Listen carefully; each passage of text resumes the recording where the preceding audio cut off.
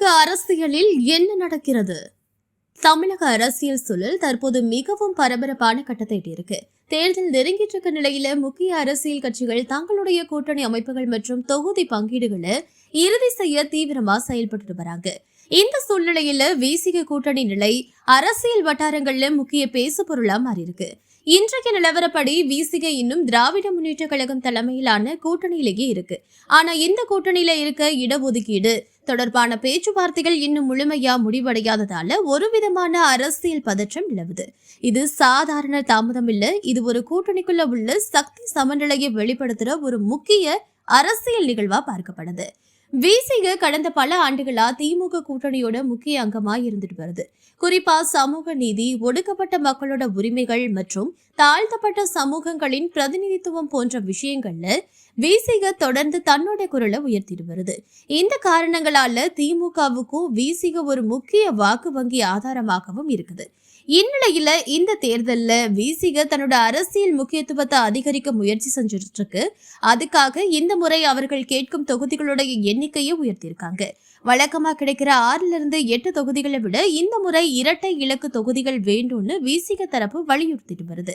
விசிக தலைவர் தொல் திருமாவளவன் தலைமையில நடந்த கட்சி ஆலோசனை கூட்டங்கள்ல இந்த முடிவு தெளிவா எடுக்கப்பட்டிருக்கிறதா சொல்லப்படுது.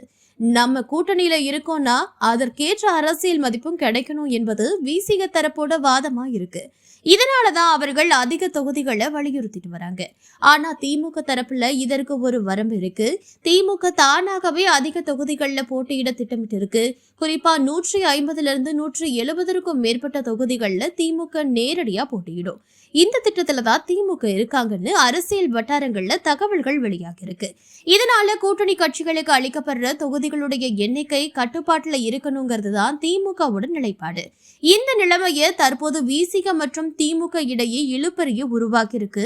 ஒரு பக்கம் விசிக தன்னோட அரசியல் வலிமையை நிரூபிக்க அதிக இடங்களை கேக்குது. மறுபக்கம் திமுக தன்னோட மொத்த தேர்தல் திட்டத்தை பாதிக்காம கூட்டணியை சமநிலைப்படுத்த முயற்சி செய்து. இந்த பேச்சுவார்த்தை தாமதமாகும் போது அரசியல் வட்டாரங்கள்ல பல்வேறு யூகங்கள் கிளம்புது. விசிக கூட்டணியிலிருந்து வெளியேறுமா என்ற கேள்வியும் உள்ளது. ஆனா தற்போதைய நிலவரப்படி அந்த வாய்ப்பு மிக குறைவுன்னு அரசியல் நிபுணர்கள் கூறுறாங்க. இதற்கு காரணம் இரு தரப்பினரும் ஒன்றுக்கொன்று தேவையானவர்கள் என்பதுதான். திமுகவுக்கு விசிக வழங்கும் குறிப்பிட்ட சமூக ஆதரவு மிகவும் முக்கியமானது. அதே நேரத்தில் விசிகவுக்கு திமுக போன்ற பெரிய கட்சியுடன் இணைந்து போட்டியிடுவது தேர்தலில் வெற்றி பெறுவதற்கான முக்கிய வாய்ப்பு. அதனாலதான் இந்த பேச்சுவார்த்தை ஒரு பொலிட்டிக்கல் பார்கிங்னு பார்க்கப்படுது. அதாவது வெளியில சிக்கல் இருக்கிறது மாதிரி தோன்றினாலும் உள்ளுக்குள்ள ஒரு சமரசம் நடைபெறுது. கடைசியில இருதரப்பும் ஏற்றுக்கொள்ளக்கூடிய ஒரு முடிவுக்கு வருவாங்க என்பதுதான் பொதுவான எதிர்பார்ப்பு. மேலும் விசிக தரப்பு ஒரு முக்கிய கோரிக்கையா ராஜ்யசபா இடத்தையும் முன்வச்சிருக்கிறதா தகவல்கள் கூறுது. இது வெறும் தொகுதி எண்ணிக்கையை மட்டும் இல்ல, அரசியல் பிரதிநிதித்துவத்தோட பரபரப்பையும் விரிவுபடுத்துற முயற்சியா பார்க்கப்படுது. இந்த என்டையர் சூழ்நிலையை பார்க்கும்போது தமிழக அரசியல் கூட்டணி அமைப்புகள் எவ்வளவு சிக்கலானவை என்பதை புரிஞ்சுக்கலாம். ஒவ்வொரு கட்சியும் தங்களோட வலிமையை அதிகபட்சமா பயன்படுத்த முயற்சி செய்து அதே நேரத்துல கூட்டணியை உடைக்காம வச்சிருக்கிறதும் ஈக்குவலி முக்கியமாகுது. இந்நிலையில திமுக தரப்பும் மிகுந்த கவனத்தோட இந்த பேச்சுவார்த்தையை கையாளுறாங்க. இதனால எந்த ஒரு தவறான முடிவும் கூட்டணிக்குள்ள பெரிய பிளவை உருவாக்கும். அதே நேரத்துல மிக அதிகமான தளர்வும் காட்ட முடியாது. அரசியல் நிபுணர்களுடைய பார்வையில இது ஒரு சாதாரண ஷீட் ஷேரிங் இஷ்யூ கிடையாது.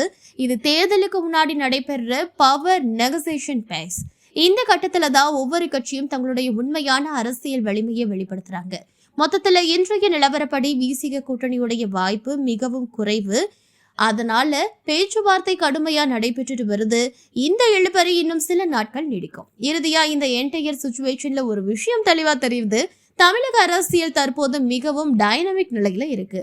ஒரு நாள் நடந்தது மறுநாள் மாறுற சூழ்நிலை. அதனால இறுதி முடிவு வர வரைக்கும் எந்த ஒரு தகவலையும் இறுதின்னு சொல்ல முடியாது. அடுத்த சில நாட்கள்ல விசிக திமுக இடையிலான தொகுதி பங்கீடு முடிவடையும்னு எதிர்பார்க்கப்படுது. அந்த முடிவு தான் இந்த கூட்டணியோட எதிர்கால திசையை தீர்மானிக்கும் முக்கிய அம்சமா இருக்கும்.